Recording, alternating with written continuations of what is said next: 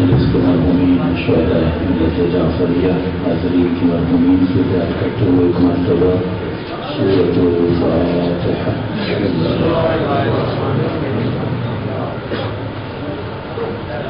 إياك نعبد وإياك نستعين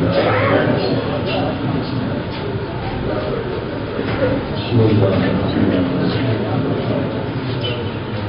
بسم الله الرحمن الرحيم. ربنا تقبل منا إنك أنت السميع العليم وغفر لنا صلوات محمد.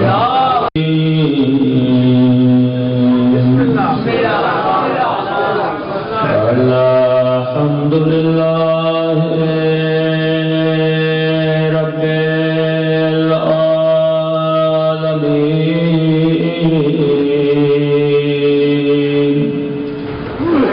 الحمد لله كما هو أهله.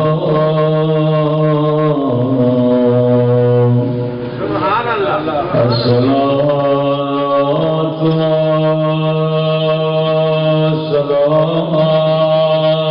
والسلام على سيد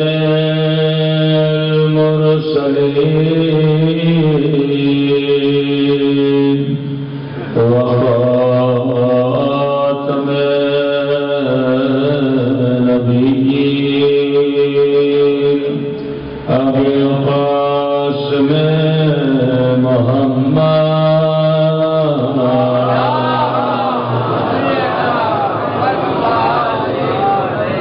وعلى آله الطيبين الطاهرين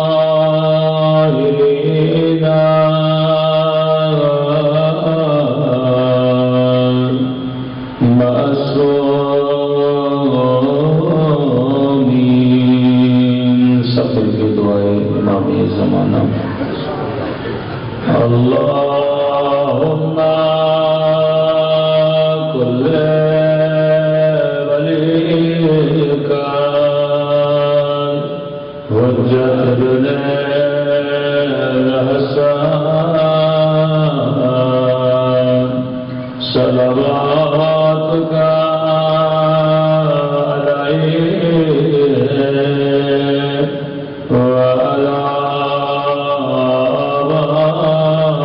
آله في هذه الساعة وفي كل ساعة وليا وحافظا وقائدا وناصرا ودليلا وعينا حتى تسكنه أرضك طوعا وتمتعه فيها طويلا برحمتك يا أرحم الراحمين. صلى الله عليه وسلم.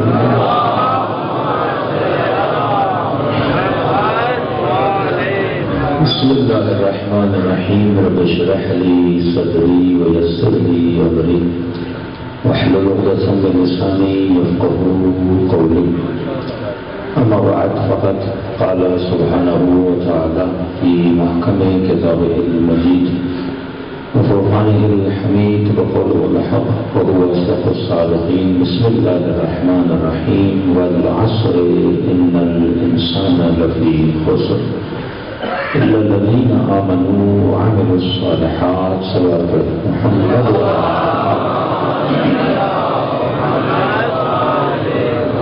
دعا ہے پروردگار عالم ہم سب کی عبادتوں اور رضاداریوں کو اپنی بارگاہ میں قبول فرما دے، اور جس مقصد زندگی کی وجہ سے یہ مجالس رکھی جاتی ہیں، مقاصد میں ہم سب کو کامیابی عطا فرما دے۔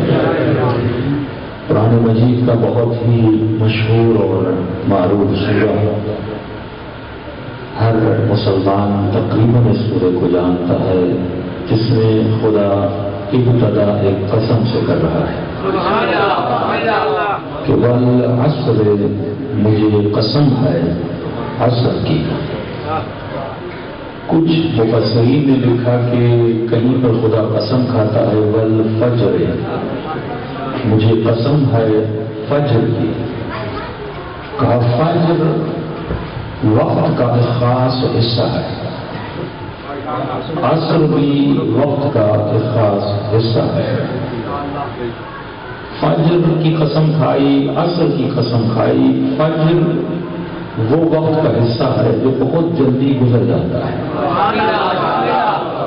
اور عصر بھی وقت کا وہ حصہ ہے جو بہت جلدی گزر جاتا ہے۔ تو ترجمہ اس طرح ہوگا کہ والعصر، مجھے قسم ہے اس وقت کی جو بہت جلدی گزر جاتا ہے۔ ان الانسان لفی خسر، بتحقیق کہ یہ انسان گھاٹے میں ہے، خسارے میں ہے۔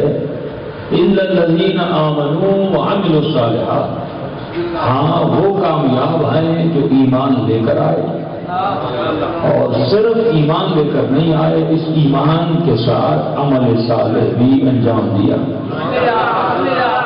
یعنی خالی کلمہ پڑھنا، خالی لا الہ الا اللہ کہنا، خالی محمد رسول اللہ کہنا، خالی علی ولی اللہ کہنا کسی کو جنت میں نہیں لے جاتا۔ یعنی ایمان کے ساتھ جب تک عمل صالح نہ ہو،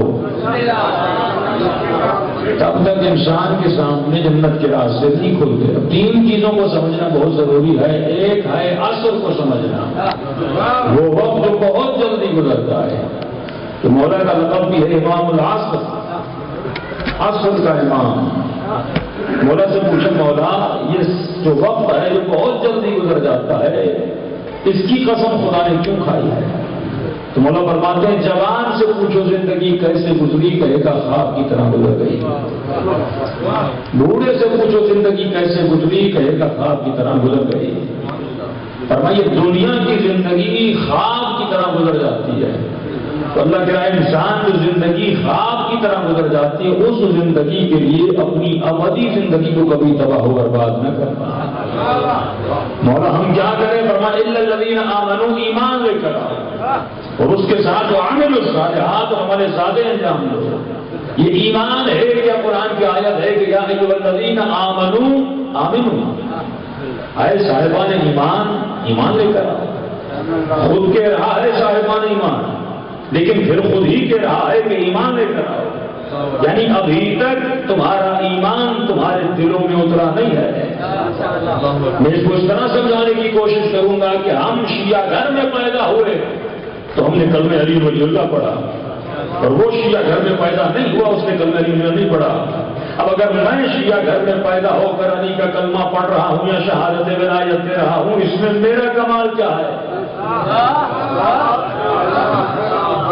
یہ تو اللہ کی نعمت ہے کہ مجھے ایسے گھر میں پیدا کیا جہاں محبت علی ملتی تھی اور میں محبت علی میں آ گیا، لیکن اس میں میرا کمال کیا؟ یہ ہے پہلا آمنو، کہ تم نے ایمان کو لایا، لیکن ابھی تک جو ایمان لایا ہے تم نے اس ایمان کو سمجھا نہیں ہے۔ اس کو میں سمپل کر کے سمجھاؤں، ایک ایمان وہ ہے رٹنے والا ایمان، کہ بچے کو مسجد میں بھیج دیا، مولوی نے کلمہ پڑھا دیا، قرآن سکھا دیا، نماز یاد کروا دی، اب یہ لا الہ الا اللہ بھی کہہ رہا ہے، اور اس لا الہ الا اللہ کے ساتھ کبھی چوری بھی کرتا ہے، اب یہ علی ولی اللہ بھی کہہ رہا ہے، اسی علی کو ماننے کے بعد کبھی گناہ بھی کرتا ہے۔ کیوں؟ کیونکہ اس کا ایمان ہے رٹنے والا۔ اور اگر میں اس کو اور آسان لفظوں میں سمجھاؤں، یہ ایمان ہے طوطے والا۔ مثلاً آپ کسی گھر میں گئے، پنجرے میں طوطا تھا، طوطے نے آپ کو گالیاں دینا شروع کر دی، کبھی طوطے پہ غصہ کرو گے؟ کیوں نہیں کرو گے؟ کیونکہ طوطا وہی کہتا ہے جو اسے سکھایا جاتا ہے۔ تو پاکستان میں بڑے نعرے لگے کافر کافر شیعہ کافر، تو کئی لوگ غصے میں آ گئے۔ میں نے کہا غصہ نہ کرو، تو مولانا کیوں ہمیں کہہ رہے ہیں کافر کافر؟ میں نے کہا یہ طوطے ہیں،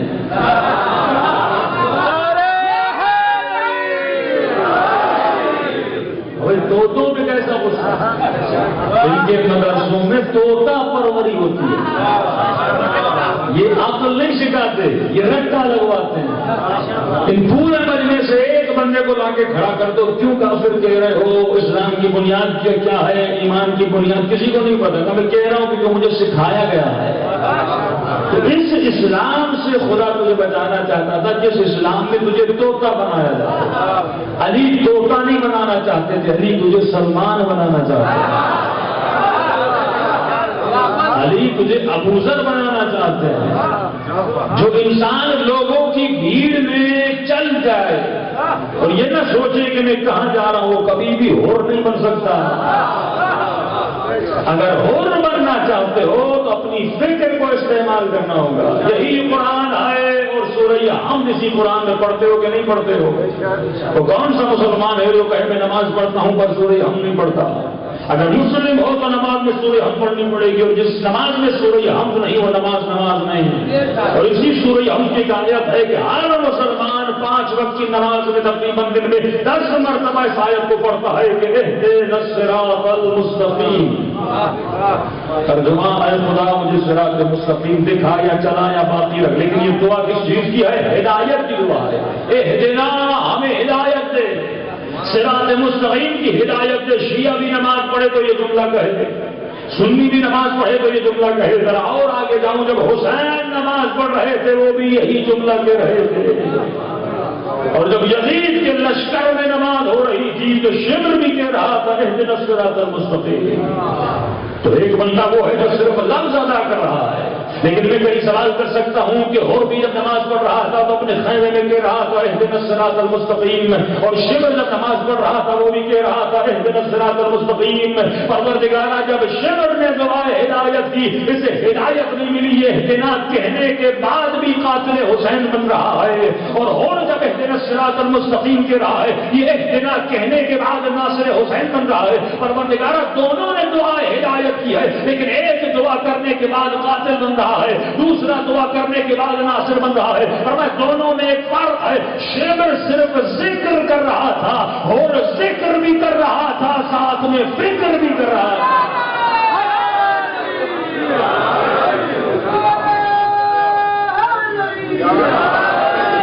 تو خالی ذکر کسی کام کا نہیں ہے، خانقاہی مسلمان نہ بنو، دشمن کو اس سے کوئی غرض نہیں، تم پوری رات مجلسیں کرتے رہو، حسین حسین کرتے رہو، اس کو کیا خطرہ ہے تیرے حسین حسین کرنے سے؟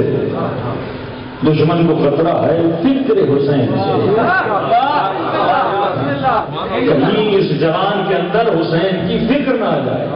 فکر آئے گی نیک بنے گا، فکر آئے گی یہ ظلم کا مقابلہ کرے گا، فکر آئے گی یہ طاغوت کا مقابلہ کرے گا، فکر آئے گی یہ متکبروں کا مقابلہ کرے گا۔ لیکن اگر فکر حسین نہیں ہوگی یہ ہوگا ٹائم پاس شیعہ اور مسلم۔ 1 گھنٹہ مجلس میں آیا حسینی، 17 منٹ مسجد میں کیا نمازی، اور گھر میں ٹی وی دیکھنے لگا تو اچھا یہ جو درجات ہیں کہ سلمان اس درجے پہ، ابوذر اس درجے پہ، کبھی سوچا یہ درجات ہیں کیا؟ یا کبھی سوچا کہ جو نماز پڑھتا ہوں وہ نماز ہے کیا؟ کبھی غور کیا؟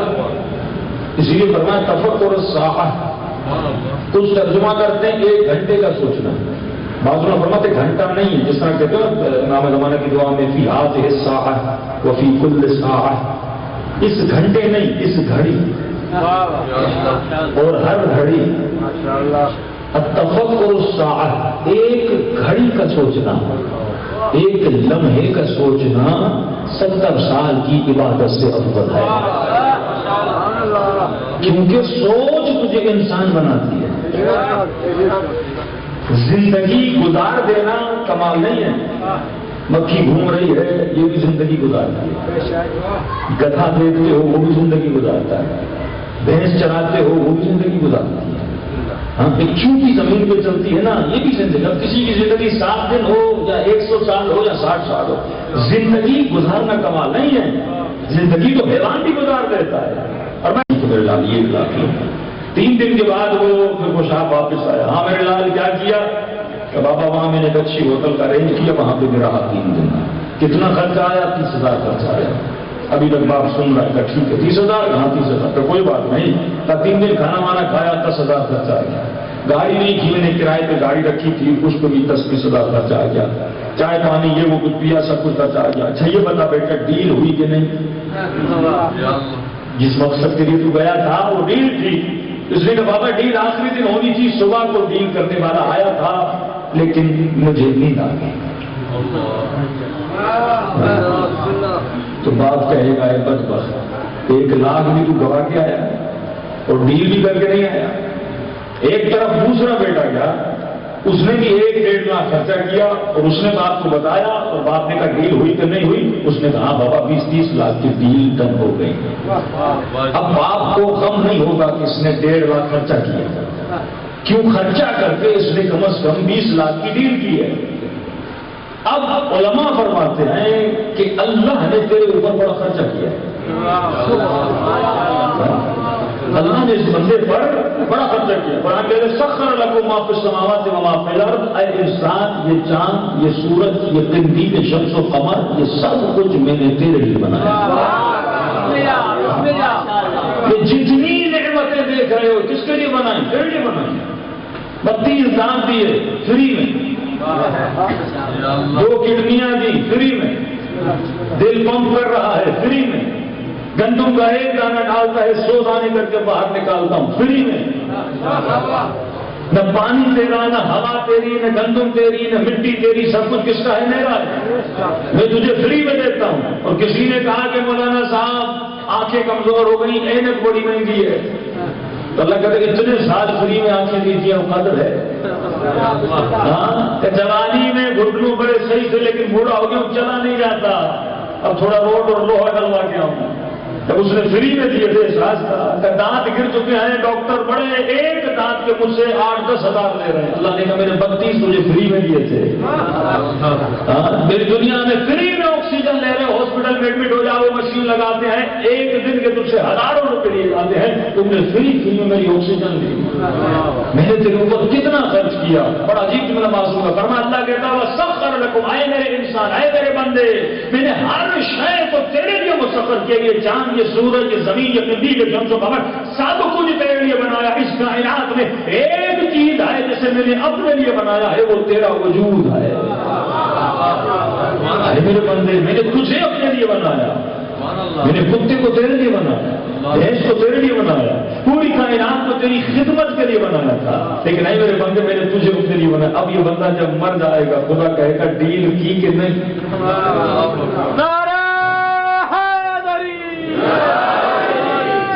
دنیا میں ڈیل کر کے آیا کہ نہیں؟ علی کے ساتھ ڈیل کی, حسین کے ساتھ ڈیل کر کے آئے ہو کہ نہیں, یا شیطان کے ساتھ ڈیل کر کے آئے ہو کہ میں نے تیرے اوپر اتنا خرچہ کیا, تو کیا کر کے آیا ہے؟ تو فرمایا اگر مجلس میں بندہ آئے اور حسین کا ذکر سنے, معرفت اگر بڑھتی ہے تو اس کے وجود میں عمل بھی بڑھنا چاہیے. اگر معرفت حسین اور معرفت مجلس اس کے وجود میں عمل نہیں لا رہے, اس کا مطلب اس مجلس کا کوئی فائدہ نہیں ہے. حضرت عیسیٰ کے ایک صحابی تھے. عیسیٰ نے کہا کہ بھوک لگی ہے, جاؤ روٹی لے کر آؤ. کتنے پیسے ہیں جیب پہ؟ اس نے کہا حضرت عیسیٰ 2 درہم ہیں. کہا ٹھیک ہے 1 درہم میں تجھے دیتا ہوں, جاؤ روٹیاں لے کر آؤ.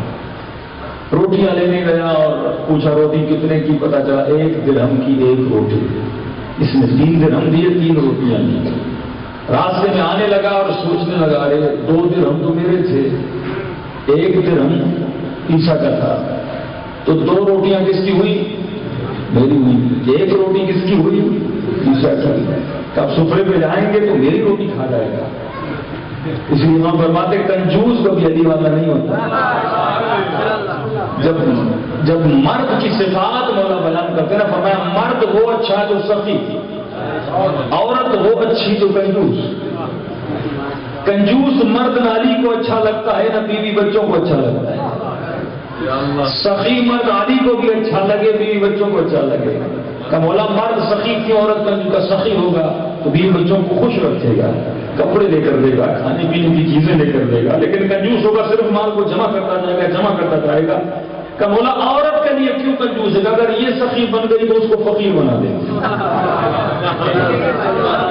گھر میں کچھ پیسے رکھ کے جائے گا, آ کر پوچھے گا پیسے کہاں گئے؟ کمیاں جی وہ بھائی آیا تھا, ضرورت تھی اس کو دے دیے.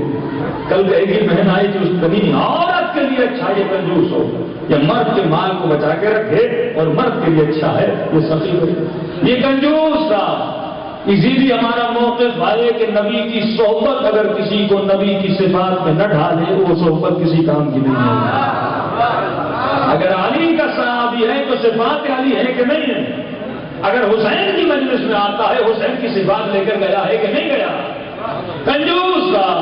تو شیطان نے اس کو ایک مشورہ دیا, ایک کام کرو, جب تک جاتے حضرت عیسیٰ کی طرف راستے میں ایک روٹی کھا جاؤ, بچیں گی 2 روٹیاں, پھر وہ ایک تو کھانا, ایک عیسیٰ کھائیں گے. اس نے کوئی مشورے پہ عمل کیا اور پورے راستے میں ایک روٹی کھا گیا. آئے اللہ کے نبی کے پاس, اللہ کے نبی نے کہا بتا کتنی روٹیاں تھیں؟ تو کتنی روٹیاں ملی؟ اس نے کہا 2. کہ بیٹھو کھاتے ہیں, سپرے پہ بیٹھے, ایک روٹی اس نے کھائی, ایک روٹی حضرت عیسیٰ نے کھائی. اب کہا چلو سفر پہ چلتے ہیں. جب چلنے لگے راستے میں دریا آیا, نہ کشتی نہ سواری, کیسے چلے؟ یہ گھبرا گئی, عیسیٰ اس دریا کو کیسے پار کرے؟ کہ گھبراتے کیوں؟ میرے پیچھے پیچھے آؤ, نہیں ڈوبو گے. میرے قدموں پہ قدم رکھتے آؤ, یہ پانی بھی تجھے نہیں ڈبوئے گا. یہی جملہ مولا علی کا, علی کی اطاعت کرو, کبھی بھی دنیا کی گناہوں کی دلدل میں نہیں ڈوبو گے. فالو کرو, اہل بیت کو فالو کرو. ایک مرتبہ حضرت عیسیٰ پانی پہ چلنے لگے, یہ حضرت عیسیٰ کے قدموں پہ قدم رکھتا جاتا تھا یہاں تک کہ دریا پار کر لیا. ایک مرتبہ عیسیٰ کے پاؤں کو دیکھا, تلووں کو دیکھا, اپنے پاؤں کو دیکھا, تلووں کو دیکھا. اللہ کے نبی یہ تو کمال ہو گیا. تو کیسا کمال؟ ایک تو آپ پانی پر بھی چلے لیکن چلنے کے بعد آپ کے پاؤں گیلے بھی نہیں ہوئے, خشک کی خشک ہے. اب جملہ سنیے گا, اللہ کے نبی مجھے پتا نہیں تھا اتنے بڑے معجزے کر ہیں. ارے آپ تو پانی پہ چلتے ہیں. اب میرے دل میں آپ کی معرفت آ گئی. کیا آ گئی؟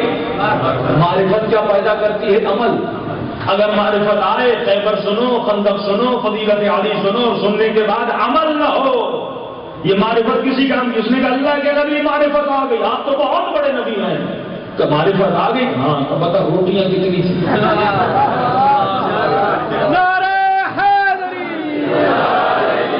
اگر معرفت ہے تو عمل بھی تو آنا چاہیے نا. کہ بتا روٹیاں کتنی تھی؟ اس نے اللہ کے نبی تو نبی کے ساتھ رہے پر قاتل زہرا بنے. فائدہ کیا ہے؟ ساتھ تمہارے وجود میں کچھ لائے. شمر جنگ صفین میں علی کے ساتھ ہے, کربلا میں قاتل حسین ہے.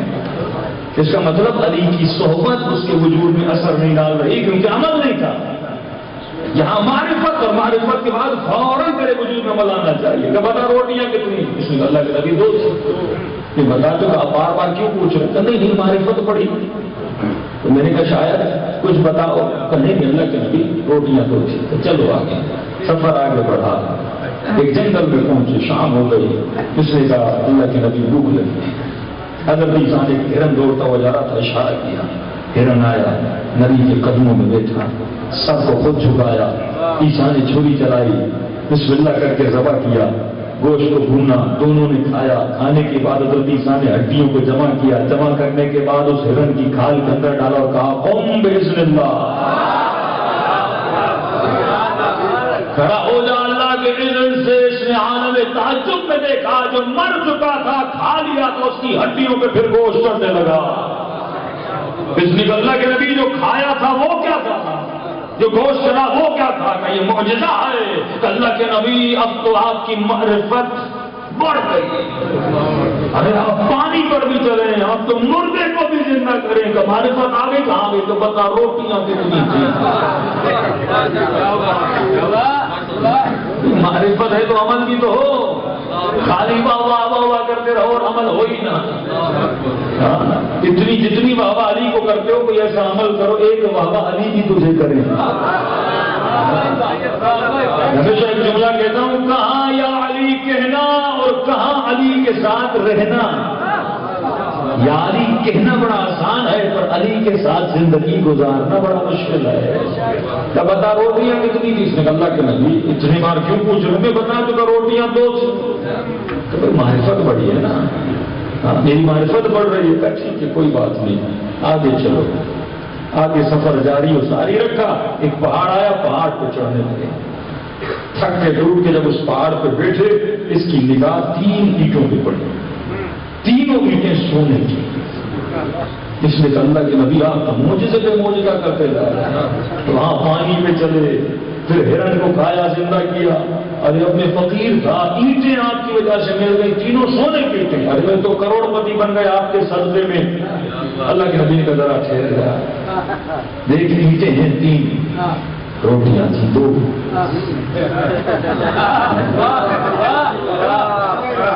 اینٹیں کتنی ہیں؟ روٹیاں کتنی تھیں؟ 2۔ اب جتنی روٹیاں تیری تھیں اور میری تھی، عید بھی ہم کس طرح کھائیں؟ ایک روٹی تیری تھی، ایک روٹی میری تھی، تو ایک اینٹ تیری ہوئی، ایک اینٹ میری ہوئی۔ جیسے کہنے تھا، اس نے کہا نہیں اللہ کی نبی روٹیاں تھیں،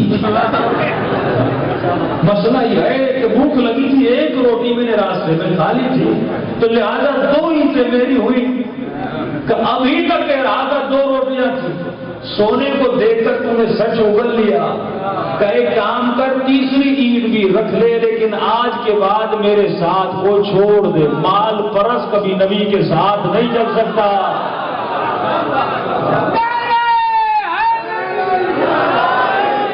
ہوا وہ حوث کا غلام کبھی علی کا غلام نہیں بن سکتا۔ تجھے دیکھنا ہے مجھے کس کی غلامی میں آنا ہے۔ ایک علی کا چاہنے والا مولا کے پاس ہے، یا علی میں آپ کی ولایت کو مانتا ہوں۔ امام نے فرمایا تو جھوٹ بول رہا ہے، تو نہیں مانتا میری ولایت۔ تو یا علی میں رسول کے بعد خلیفۃ بلا فصل آپ کو مانتا ہوں، یا علی ولی اللہ کا ماننے مانتا ہوں۔ کہ نہیں، تو پڑھتا تو ہے لیکن میری ولایت کو نہیں مانتا۔ امام نے کہا نہیں مانتا۔ کہ مولا کیسے نہیں مانتا مجھے بتائیے۔ امام نے فرمایا جو علی کی ولایت کو مانتا ہے وہ علی کی حکومت کو مانتا ہے۔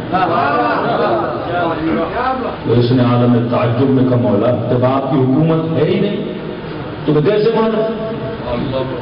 امام نے فرمایا یہی تو تیری غلطی ہے، یہ حکومتیں جو ان کو ملی ہیں یہ تو مچھر کے پر کے برابر بھی نہیں ہے۔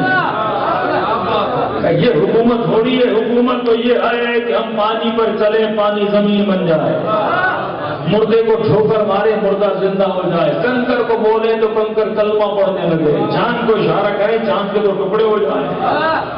کائنات پر ہماری حکومت ہے۔ یہ بتا جس طرح پتھر علی کی اطاعت کرتا ہے کیا تو بھی اس طرح علی کی اطاعت کرتا ہے؟ کہ تیرے وجود کی زمین پر یہ کیا ہے؟ یہ بھی زمین اور مٹی کا ایک حصہ ہے، مٹی کے اقسام ہے، نرم مٹی ہے، سخت مٹی ہے، یہ بھی ایک مٹی۔ یہ بتا تیرے وجود کی مٹی پر علی کی حکومت ہے کہ نہیں ہے؟ اس نے کہا یار یہ ولایت کا مطلب یہ ہے کہ تیرے وجود پر علی کی حکومت ہو۔ یہ بتا تیری آنکھوں پر کس کی حکومت ہے؟ امام رضا کا جملہ سنیے، امام رضا علیہ الصلوۃ والسلام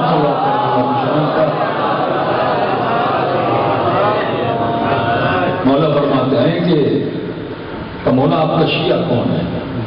سمپل جملوں میں امام نے سمجھایا۔ امام نے فرمایا کہ ہم ہیں بدن، ہم ہیں بمنزلت بدن، ہمارے شیعہ ہیں بمنزلت سایہ۔ ایک بدن ہوتا ہے، بدن کا سایہ ہوتا ہے۔ اچھا معصوم جو کہیں نا اس پہ غور کیا جائے، جس طرح امام علی نے فرمایا کہ میں نے رسول خدا کی ایسے اطاعت کی جیسے اونٹنی کے بچے نے اپنی ماں کی۔ کہ مولا کیوں؟ کا دیکھا کرو کہ اونٹنی کا بچہ کیسے ماں کے پیچھے چلتا ہے، بطخ بھی بطخ کے پیچھے چلے، بکری بھی بکری کے پیچھے چلے گی۔ علی نے بکری کی مثال نہیں دی، اونٹنی کی دی۔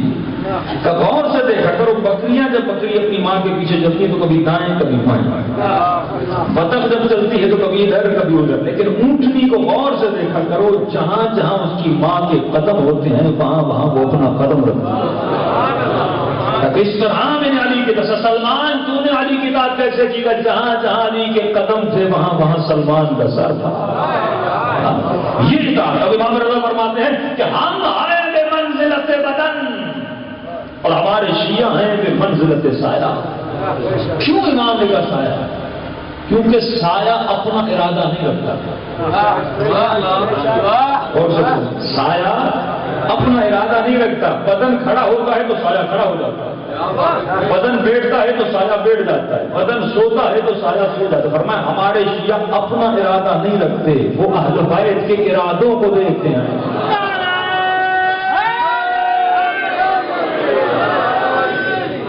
آنکھیں تو تیری ہیں لیکن دیکھنے سے پہلے یہ سوچنا کہ علی کو کیا دیکھنا پسند ہے. زبان تو تیری ہے لیکن بولنے سے پہلے یہ سوچنا کہ علی کو کیا سننا پسند ہے. وجود تیرا ہے لیکن یہ سوچنا. امام سے کسی کا مولا مجھے چوتھے امام سے کہ متقی کی نشانی کیا ہے. ہمارے غلط فہمیاں متقی اس کو سمجھتے ہیں جو نماز پڑھے, جو روزہ رکھے. اور کسی نے کہا مولانا میں نے متقی سمجھ کے بیٹی دے دی تو 6 مہینے کے بعد طلاق ہو گئی.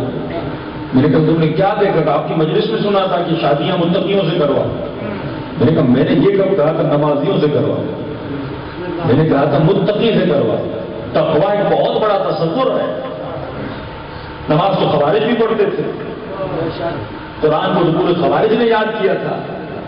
امام سے پوچھا مولا متقی کی نشانی کیا ہے؟ ایک جملہ ہے لیکن سنہری جملوں سے اور سونے سے لکھنے والا جملہ اپنے گھر میں لکھ دو کہ فرمایا متقی کی نشانی یہ ہے کہ وہ جیسا خلوت میں ہوتا ہے ویسا جلوت میں ہوتا ہے.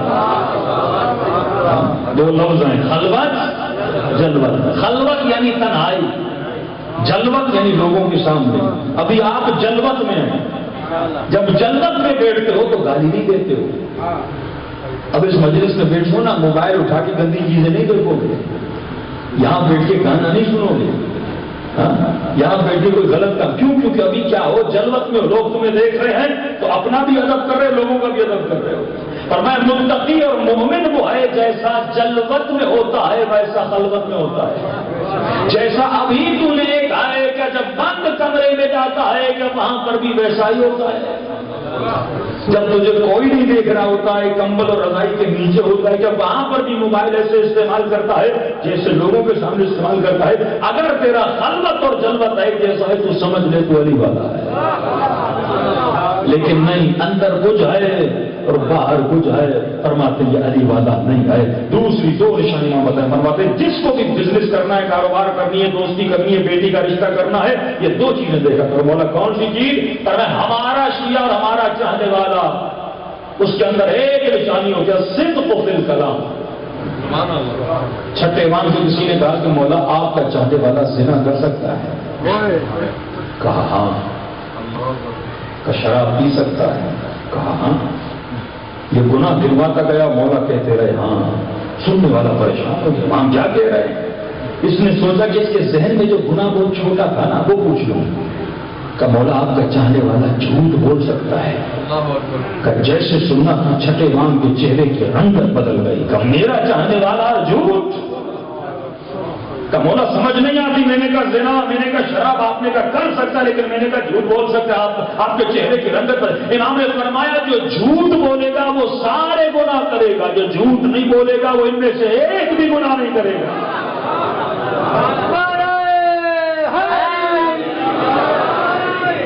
گناہ کی ابتدا جھوٹ ہے. کسی کا مال لیا جھوٹ بولا, کسی نے نامحرم سے تعلق بنایا جھوٹ بولا, ممبر پر آئے جھوٹ. ہر گناہ کی ابتدا جھوٹ ہے. اگر جھوٹا ہوگا تو ہر گناہ کرے گا. تو مولا جی فرماتا صدق فی الکلام. پہلی نشانی متقی اور شیعہ کی ہے وہ زبان کا سچا ہوتا. مذاق میں بھی جھوٹ نہیں بولتا, اپنے دھول بھی نہیں مناتا. اے جان اگر تم سچا ہوگا تو یہ سچائی تیرے رزق میں بھی اضافہ کرتی ہے. یہ تمہاری دنیا کو بھی بناتی ہے, آخرت کو بھی بناتی ہے. صدق فی الکلام, کبھی جھوٹ نہ بولا کرو. دوسرا امام نے فرمایا کہ ہمارا جان یعنی بیٹی دینی ہے, رشتہ کرنا ہے, دوستی کرنی ہے, 2 چیزیں دیکھا کرو. یہ نہیں کہ نمازی ہے, دیکھا نمازی ہے 6 مہینے بعد بیٹی کو طلاق مل گئی. نمازی تھا پر جھوٹا تھا. نماز میں یار نہیں, 2 چیزیں میں یار ہے. زبان کا سچا ہو. دوسرا امام نے فرمایا امین ہو, امانت میں خیانت نہ کرنے والا ہو. شب ہجرت تلواروں کے سائے میں علی سو گئے امانتوں کو دینے کے لیے. امین تھے, جھوٹوں میں رسول رہا پر سچا رہا. یہ فرمایا 2 سے بس امین ہو کہ 2 امام فرماتے ہیں وہ خنجر جس خنجر سے شمر نے میرے بابا کا گلا کاٹا, اگر وہ خنجر مجھے امانت کے لیے دیا جائے تو سجاد امانت میں خیانت نہیں کرے گا. فرمایا 2 صفات اس مجلس سے لے کر جاؤ ایک زندگی میں کبھی جھوٹ نہ بولنا، دوسرا کبھی بھی کس کی امانت میں خیانت نہ کرنا۔ بلا کا شہر ہے، ایک متقی آدمی، پرہیزگار آدمی، لیکن اس کا کام یہ تھا، اس کی دکان تھی امام حسین کی، خاک شفا کا کاروبار کرتا تھا، تسبیحیں بیچنا، سجدگاہیں بیچنا، بے انتہا متقی آدمی۔ حرم امام حسین کے جو خدام تھے، ان کا جو لیڈر تھا، اس کا انتقال ہو گیا۔ لوگوں نے کہا اس سیٹ پہ کس کو بٹھائیں؟ سب نے کہا اس شہر کا سب سے بڑا جو متقی ہے اس کو بٹھائیں گے۔ کون ہے؟ کہ وہ جو امام حسین کی خاک شفا بیچتا ہے، اسے بٹھائیں گے۔ اس کے پاس گئے، کہا شیخ حسن ہم چاہتے ہیں کہ آپ آؤ اور یہ سیٹ سنبھالو، آپ اس شہر کے متقی، نمازی، تہجد گزار ہو۔ اس نے کہا میں سیٹوں کے پیچھے نہیں لگتا، لیکن اگر حسین کا خادم بنانا ہے، خادم تو میں ویسے میں آؤں گا، کہو جھاڑو لگاؤ، حسین کے حرم کو جھاڑو، جو کہو میں کروں گا۔ کہ ٹھیک ہے آپ کی مرضی ہے، لیکن آپ خدام کو سنبھالیے، کم از کم یہ سیٹ آپ دے دیجیے۔ اصرار کیا، اس نے مان لیا۔ یہ حرم امام میں آیا، خدمت بھی کرتا تھا، سسٹم کو سنبھالتا بھی تھا۔ کہ چند دن گزرے، خاتون کی چیخ و پکار بلند ہوئی۔ اس نے کہا کہ یہ کون ہے جو چیخ رہی ہے؟ شہر میں آئے جو خاتون تھی، بلند بلند آواز سے کہہ رہی تھی میرا فرض چوری ہو گیا۔ یہ آگے بڑھا، خاتون کیا ہوا ہے؟ کہ تم کیسے خادم امام حسین کر رہے؟ کہ حسین کے حرم میں میری چوری ہو رہی ہے، تم ذمہ دار ہو اس چوری کے لیے۔ اس نے فوراً حکم دیا، حرم کے دروازے کو بند کر دیا جائے۔ حرم کے دروازے بند کیے، ایک ایک بندے کی چیکنگ کرنے، ایک پرس خاتون کا نہیں ہوتا۔ اس میں خاتون کتنے پیسے تھے؟ میں پیسے اپنی جیب سے دیتا ہوں، کہ میں بھکاری نہیں، مجھے پیسے نہیں چاہیے، مجھے اپنا پرس چاہیے۔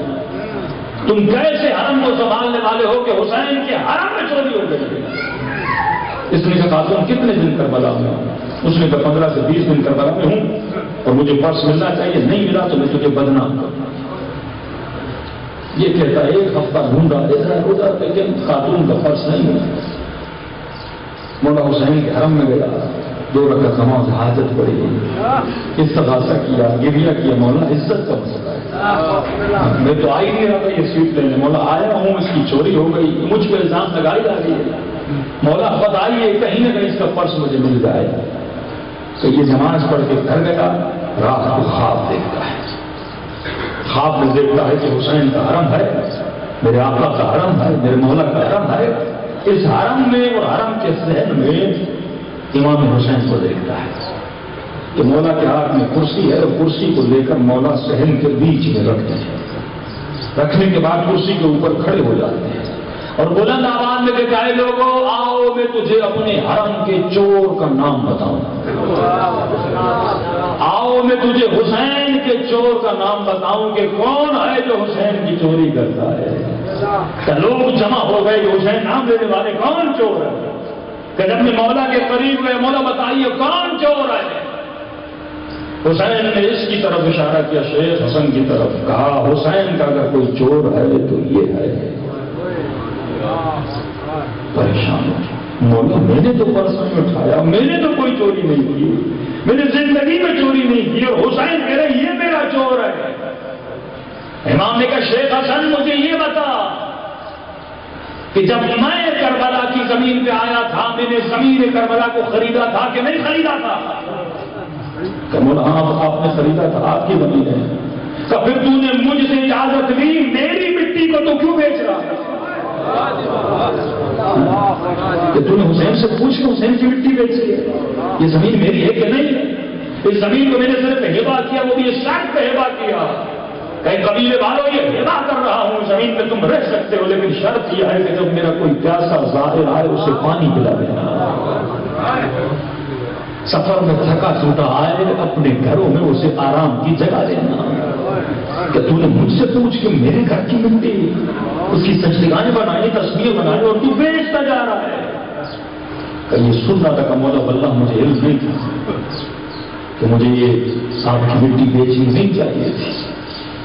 امام نے کہا رہی بات اس خاتون کے پرس، تو کہا شیخ حسن حرم کے باہر ایک فقیر بیٹھتا ہے جو معذور ہے، اس نے اس خاتون کا پرس چوری کیا ہے، کل جانا اور اس کا بسترا نیچے سے اٹھانا، نیچے مٹی کے اندر اس نے فرش کو چھپایا، اسے نکالنا، لیکن شیخ حسن خبردار میرے در کا فقیر ہے اس کی عزت کو پامال نہ کرنا.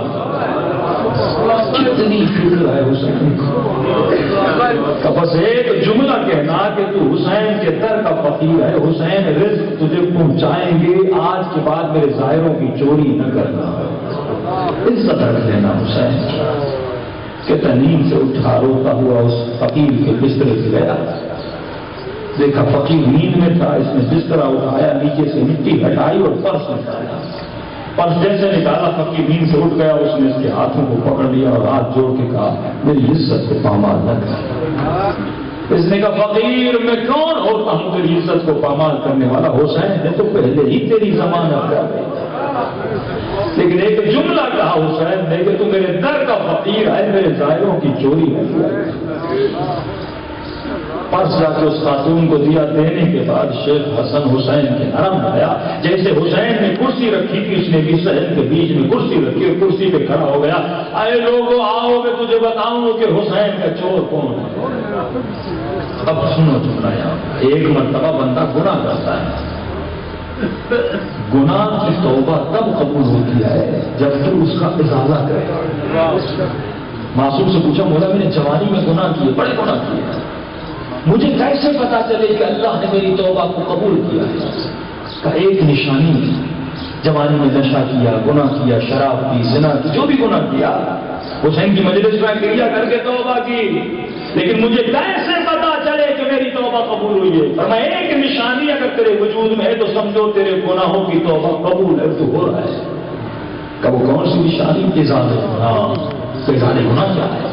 کا ازالہ گناہ یہ ہے, مثال دے رہا ہوں, اگر تم نے جوانی میں مسئلہ نیاز باللہ زنا کیا, آج 10 سال 5 سال 2 سال کے بعد توبہ بھی کی, آج 2-3 سال کے بعد جب اس گناہ کے بارے میں سوچتے ہو تو کیا تجھے آج بھی لذت ملتی ہے یا اپنے کام سے گھنا نہیں ہے؟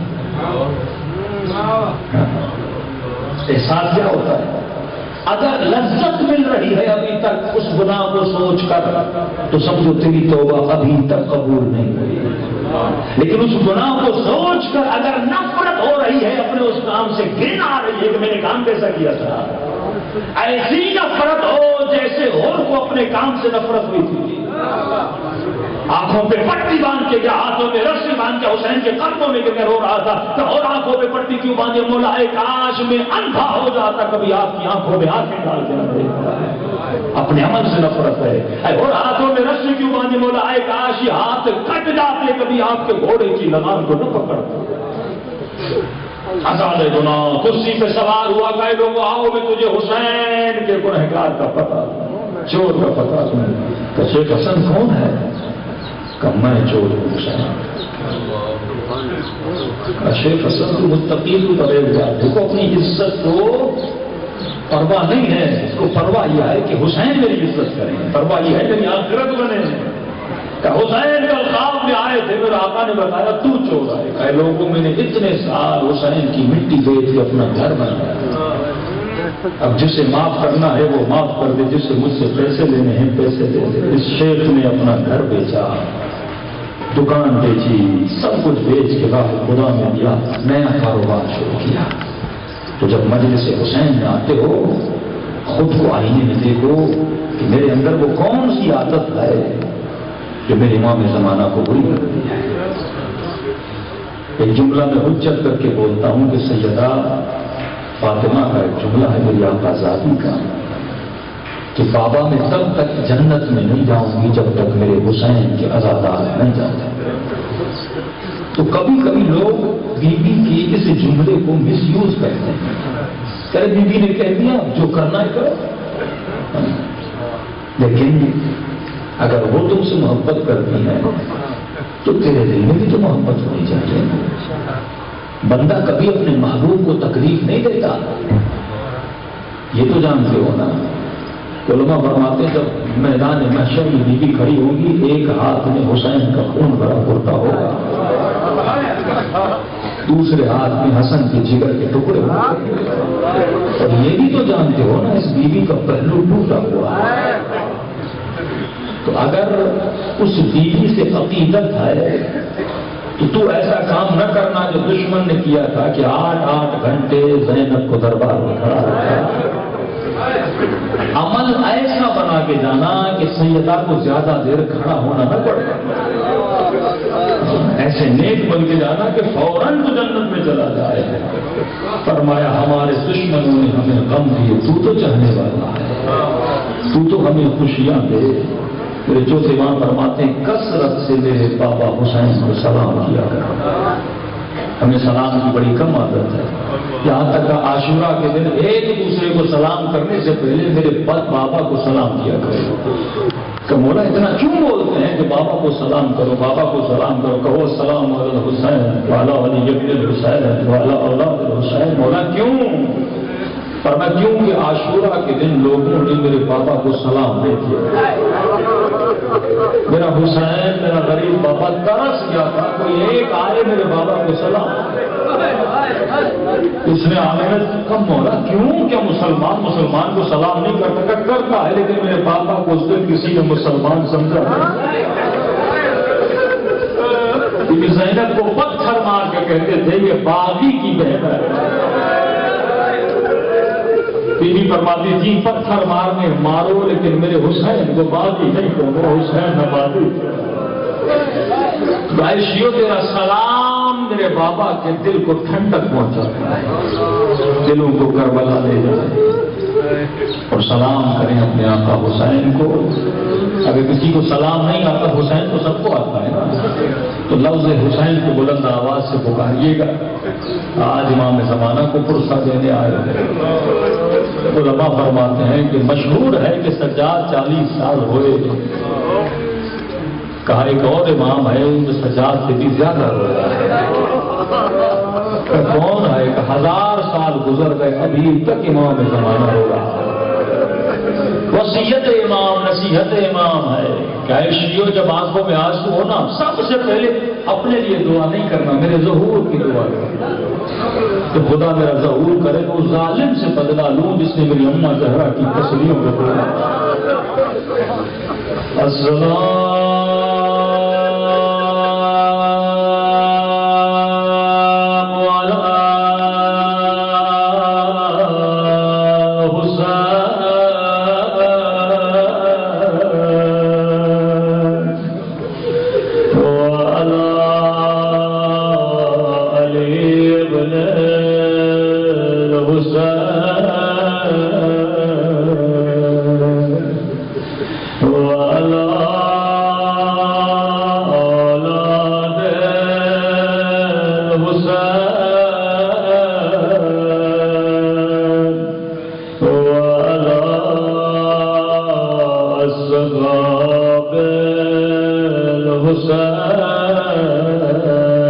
سب مل کے بلند آواز سے السلام علی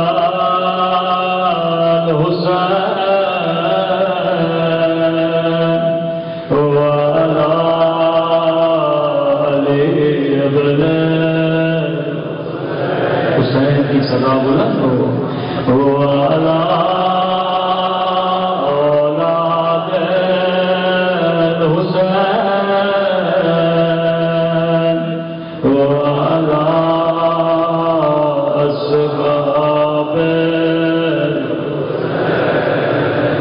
میرا سلام ہو زینب کی لٹی ہوئی چادر پہ،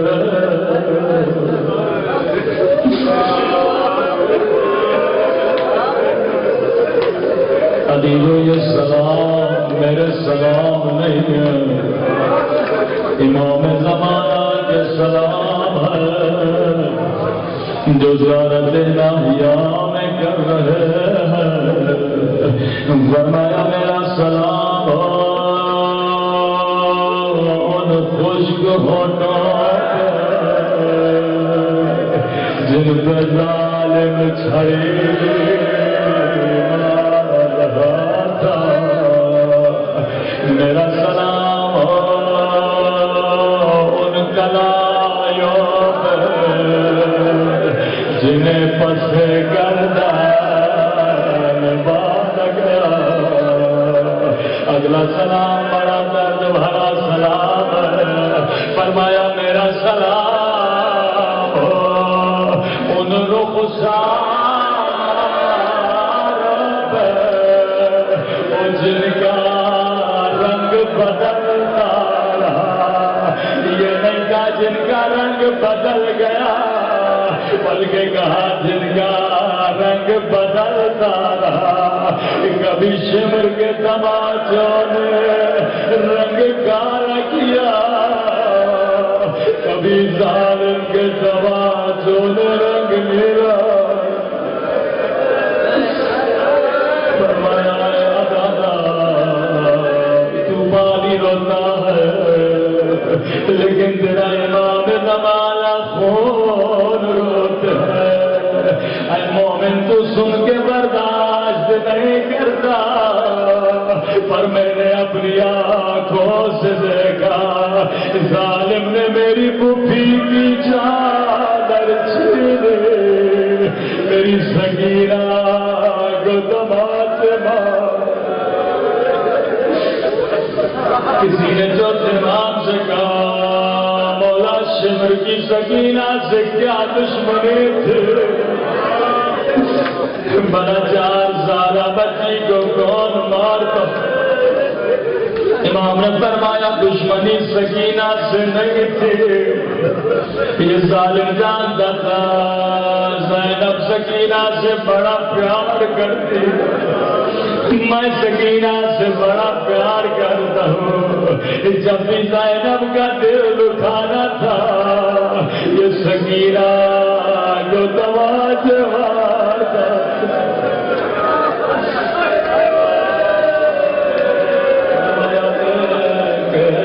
ڈھونڈ گئی میری بچی کو تماچے مارے گا.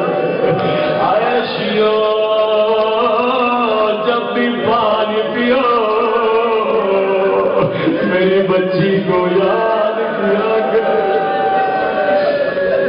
آپ سن کے برداشت نہیں کر رہے، لیکن تصور کرو اگر کوئی چاہنے والا یہ منظر آنکھوں سے دیکھ اس میں کیا گزریں گے. جب حبیبہ نے دیکھا کہ زینب کی 3 سال کنیزی میں رہی، یہ بے ہوش ہو گئی. ایک اور بچی تھی جب 3 سال کی تھی حسین اسے گھر لے آیا. حسین نے پالا، حسین نے ایسے بڑا کیا جیسے اپنے بچوں کو کرتے. لیکن جب جوان ہوئی شادی شام میں ہو گئی. ہر سال مدینے آتی تھی، کہتی تھی مولا میں اپنے شوہر کو کہتی ہوں میرا حسین بڑا قریب ہے، مجھے ایسے پالا جیسے اپنے بچوں کو پال. مولا ہر سال کہتا ہے کب آئے گا تیرا حسین، میں تیرے حسین کے لیے سفرہ لگاؤں گا، بڑے بڑے کام رکھوں گا، بڑی خدمت کروں گا. امام حسین نے فرمایا شیریں ہم آئیں گے پر تو پہچان نہ سکو گے. اتنا سننا تھا کہنے لگی مولا ان آنکھوں کو نکال دو جو اپنے مولا کو نہ پہچانے. امام نے فرمایا شیریں تیرا قصور نہیں ہوگا، ارے حالات بدل جائیں گے. لیکن شیرین حسین کی ایک وصیت یاد رکھنا چاہیے مولا. شیرین قیدیوں کا خیال کرنا، قیدی بڑے مظلوم ہوتے. اداروں حالات بدل گئے، زینب کا قافلہ لٹ گیا. حکمت دبا یہ قافلہ بازار میں آیا، شیرین کا شوہر بازار سے گزر رہا تھا، روتا ہوا گھر گیا. کہتا شیرین تو ہمیشہ کہتی تھی جب بھی کوئی قیدی ملے اسے گھر لے کر آنا. او شیرین بڑھ گئے. میں نے کبھی 4 سالہ قید نہیں دیکھی, بڑی مظلوم قیدی ہے وہ جس کے کانوں سے خون جاری ہے, جس کے رخساروں پہ نیلے نشان. جلدی لے کر آؤ, میرے مولا کی وصیت ہے. یہ قیدی بیویوں کو گھر لے کر آیا.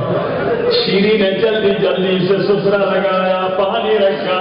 کیا قیدی بیویوں جتنا پانی پینا ہے پی لو, جو کہو میں تیرے لیے تیار کرواؤں. میرے مولا کی وصیت ہے قیدیوں کا خیال رکھنا.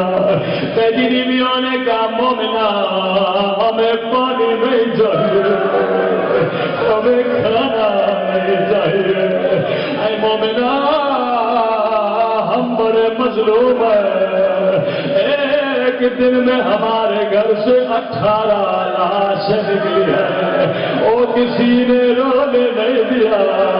اگر اجازت ہو تیرے گھر میں رونے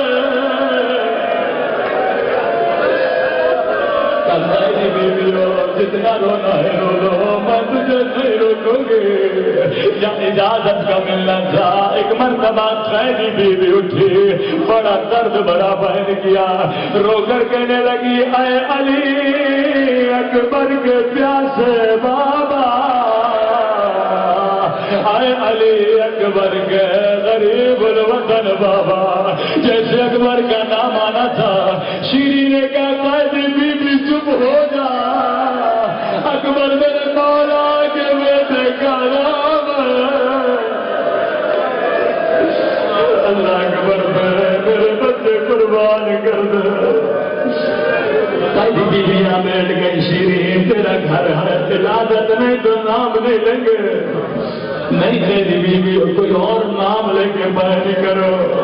اگر تیرے مقتول کی کوئی بیٹی ہے یا بیٹی کا نام آنا تھا. پھر سے کوئی قیدی بیوی اٹھی اور بیان کیا اے سکینہ کے پیاسے بابا, اے سکینہ کے غریب الوطن بابا. قیدی بیوی چپ ہو جا, وہ سکینہ میرے مولا کی بیٹی کا نام ہے. قیدی بیویوں نے کہا جیسے کہوں ویسے ماتم کرے. قیدی بیوی اگر تیرے مقتول کا کوئی بھائی ہے اس کا نام لے کے بیان کرو. یا بھائی کا نام آنا تھا. پھر سے کوئی قیدی بیوی اٹھی اے عباد کے پیاسے بھیا, اے عباد کے غریب الوطن بھیا. جیسے عباد کا نام سنا تھا, شیرین اپنی جگہ سے کھڑی ہو گئی. اے قیدی بیوی چپ ہو جا, یہ تو مدینے والوں کے نام ہے. اللہ میرے مولا کی خیر کرے. ایک مرتبہ آگے بڑھے, شیرین بیوی زینب کے قدموں میں بیٹھی. قیدی بیوی تو نے مجھے بڑا رلایا, میں تجھے آخری مہلت دیتی ہوں. اگر تیرے مقتول کی کوئی بہن اس کا نام لے کے بیان کرو. ادادارب کوئی اور بیوی نہیں اٹھی. ایک مرتبہ زینب اٹھی اور بیان کیا اے اجڑی ہوئی زینب کے پیاسے بھیا, اے اجڑی ہوئی زینب کے غریب بھیا. شیری نے ہاتھ جوڑے اے قیدی بیوی تو کون ہے, تیرا میرے حسین کے ساتھ کیا رشتہ ہے. ایک مرتبہ زینب نے بالوں کو ہٹایا, کہا شیری نہیں پہچانا. ادا زینب ملتے علی, او شیری تیرے مہمان آ گئے, او تیرا حسین آ گیا.